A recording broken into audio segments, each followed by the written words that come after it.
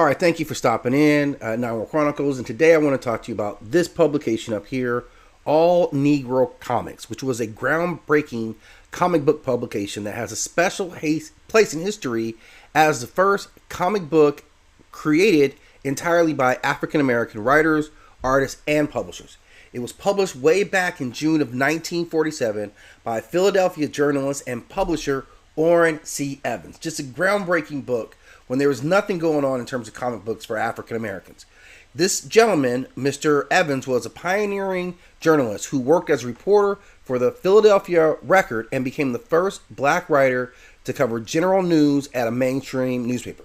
He was frustrated by the lack of positive representation of African Americans in comics and other media. And Mr. Evans envisioned a comic book that would showcase black characters in heroic, relatable, and empowering tales. This was obviously a bold step to get this kind of representation that featured an entirely black creative team and celebrated black culture, values, and the stories while challenging the stereotypes about black people. Now, they had a really nice, initial offshoot, right? They came with some really classic characters.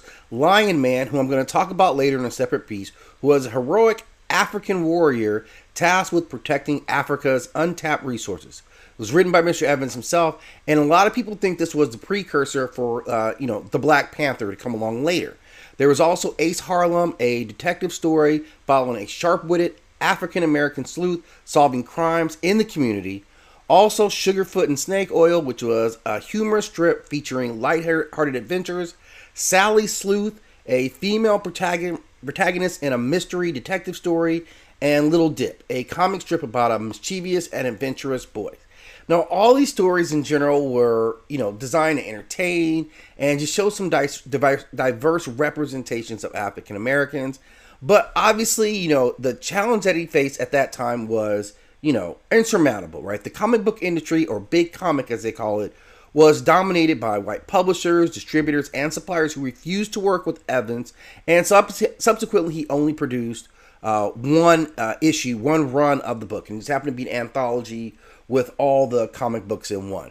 But he left us with the real legacy. He's a symbol of, creativity, but also resilience. And the fact that you did it, meant that others would come along and want to follow in your footsteps as well. So we really got to give a shout out to Mr. Orrin C. Evans and the whole staff of writers who came together to put, this first black comic book characters on the scene. So big shout out to All-Negro Comics. If you have more that you want to add to this piece about this company here, please drop it in the comment section. Any information on them would be definitely appreciated. And as always, please hit that like and subscribe.